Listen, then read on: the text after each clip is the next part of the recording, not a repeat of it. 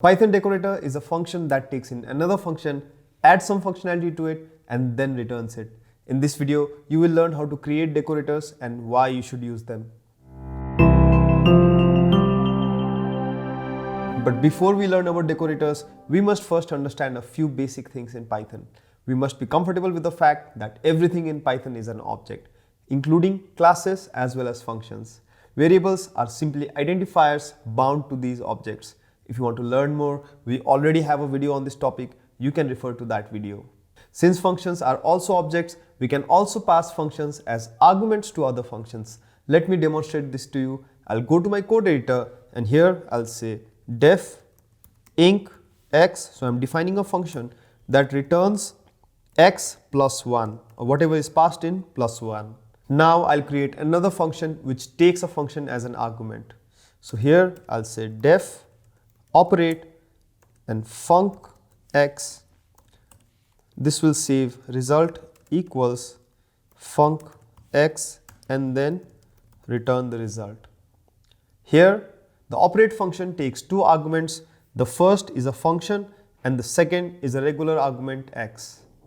Let me call operate with the inc function as the first argument. So here I'll say operate inc and I'll pass 3 as the parameter. Now let me print this. So here I'll say print, and when I press run, then you can see that 4 is printed. Here's how this code works. First, we have called the operate function with the inc function as the first argument and 3 as the second argument. This inc function is then assigned to the func parameter inside the operate function. Then we have called the func function and assigned the return value of this func to the result variable, and in the next line we have returned whatever result was stored in the result variable. In this case, since we have passed 3 and inc returns x plus 1 or 3 plus 1, this whole function returns 4, and that is what gets printed to the screen. The main takeaway from this example is that a function can take another function as an argument. In Python, we can also define a function inside a function. Let me show you an example. So here, let me remove this old code, and here I'll say def print underscore message, and then let me pass the message as the argument. Inside this function, I'll say greeting equals hello, and then let me define another function inside. So here I'll say def printer. Now this does not need any arguments. And here I'll say print greeting and then the message. Now let me call printer from inside the print underscore msg function. So here I'll say printer, and then from outside the function I can say print underscore msg Python is awesome. Here I have defined an inner printer function inside the scope of the print underscore msg function. Here's how this code works. First, we call the print underscore msg function with Python is awesome as the parameter. Inside the print underscore msg function, we have called the inner printer function which prints the greeting and message variables. Now let me run this code, and you can see that hello, which was the value of the greeting variable, and Python is awesome, which was sent as the parameter to print underscore message, are both printed. The main takeaway from this example is that we can define a function inside another function. Another thing we need to understand about functions is that they can also return a function as a value. Now let me modify this code a bit. Instead of calling the printer function from inside the print underscore msg function, I will return the printer function itself. We already know that if there are parentheses after a function, that function gets called. In this case, I don't want to call the function but return the function itself. So let me remove these parentheses, and here I'll say return printer. Now I'll assign the return value to a variable named func. Now outside the print message function, here I can say func equals print underscore msg Python is awesome. And let me run the func function, so func and parenthesis. Let me run this code, and you can see I get the same output as before. But do you notice something weird here?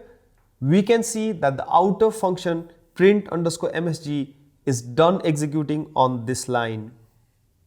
This should mean that all its local scope variables are destroyed after it finishes executing. However, when we call the func function, we still have access to message and greeting variables in the inner printer function. Such a function is called a closure. A closure is simply an inner function that remembers the values and variables in its enclosing scope even if the outer function is done executing. Python decorators make extensive use of closures. Now we are finally ready to learn about Python decorators. A Python decorator is a function that takes in a function, adds some functionality to it, and returns the original function. Let's try to build a decorator function that prints out some information before and after executing another function. I'll go to my code editor and first define a normal function called printer. So let me remove this old code, and here I'll say def printer. This will just print hello world. Now I'll define a decorator function that takes in a function. So outside this I'll say def display_info, and then I'll pass func or function as an argument. Now I'll add an inner function that prints out some information before and after executing the function. So here I'll say def inner. Now I'll use the __ name or dunder name attribute of the function to access its name. So here I'll say print executing, and I can say func dot __ name __, and then I can say function. Then I'll call this function. So here I'll say func, and after the function is executed, I can say finished executing. So here print finished execution. Now inside this outer display_info function, I'll return the inner function. So here I can say return inner. Now let me run the printer function normally first. So I'll go outside and I'll say printer. Let me run this, and you can see that hello world is printed, nothing fancy. Now here comes the magic. I'll use the decorator function to run the same printer function this time. Let me remove this code. Now I'll call the display_info function with the printer function as the argument and store the returned value. So I can say decorated_func equals display_info, and this will take in the printer function as an argument. Now let me call this decorated_func function. So I'll say decorated_func with parentheses, and when I run this code, you can see that executing printer function and finished execution are printed before and after our hello world. Here's how this code works. When this line of code is executed, the display_info decorator function gets called with the printer function, which gets converted into the func argument. Inside this display_info function, there is an inner function. This inner function prints out executing the func name function, calls the func parameter or calls the function that is passed as a parameter, and then prints finished execution. As you can see, the decorator function acts as a wrapper. It allowed us to add some functionality to the passed function without changing the code of the original function. In Python, we have a much more elegant way of writing these lines implicitly using the @ symbol. Let me show you how. I'll first remove these lines and rearrange these functions. So let me remove these. I'll copy this code and put this before printer.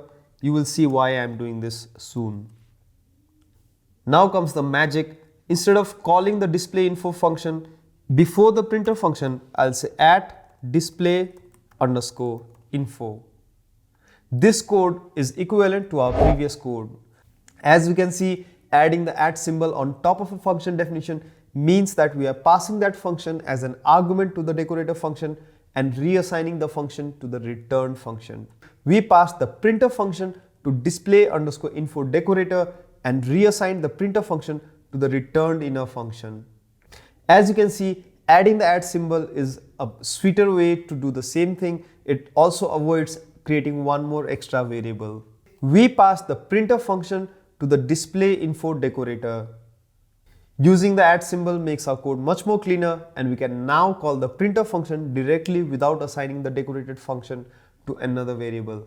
So in my code editor, I'll directly call the printer function this time. I can just say printer, and when I press run, then you can see that I got the same output as before while writing a lot lesser code and also making it much sweeter or much more syntactically pleasing to see. By the way, if you're finding this video useful, a sub to the channel would be awesome. Before moving to the next section of the video, the Programiz team has created an app that allows you to learn Python from your phone. The app contains bit-sized lessons that are easier to understand, a built-in interpreter so that you can run Python on your phone, quizzes and many more features. The app is available on both iOS and Android. The links are in the video description. The decorator we created in the previous section was simple and it only worked with functions that did not have any parameters. Now let's discuss how we can create decorators for functions with parameters. Suppose we have a simple divide function. So I'll go to my code editor, remove this old code and say def divide a comma b. So it's a function with two parameters and it says return a divided by b. At this point, we already know this code will throw an exception if we pass the value for b as 0. Now let's make a decorator function called smart_divide to prevent this. So on top of this function, I'll say def smart_divide. Now smart_divide will take a function as an argument. Since the inner function will replace our original function, the parameters should be added to the inner function. So here I'll say def inner a comma b. I'll print out some information before dividing. So here I'll say print dividing a by b. I will then check if b is 0 and if so, I'll print a message and use return to stop further execution. So here I can say if b equals 0, print cannot divide by 0 and then I can say return. Else I just return the function. So I'll say return func a comma b and then on outside I can say return inner. Now let's add this decorator to our original function. So here you must have already guessed what I'm going to do now. I'll say add smart_divide. Now let me call the divide function. So here I'll say divide. First I'll call it with non-zero arguments and then I'll call it again with a 0 denominator. So divide 15 by 3. Let me put this in a variable. So I'll say value 1 equals divide 15 3 and let me print value 1. Similarly value 2 equals divide and this time I'll say divide 5 by 0. Let me put a space here. And here I'll say print value 2. Let me run this code. As you can see, in the first call, the denominator was a non-zero element, so the value after division is returned and it gets printed to the screen. In the second call, the division was halted and no value was returned. That is why none gets printed here. In Python, a function can be decorated multiple times with different or the same decorator. Let me show you what I mean. Here I have a simple printer function that prints whatever message is sent to it as a parameter. I also have two decorator functions, star and %. These functions print a series of star and percentage symbols before and after executing the function. Let's now decorate the printer function with the star and % decorators and call the function. So here I'll say at % and similarly I can go to the next line and I can say star. And let me call this printer function. So I can say printer decorators are wonderful.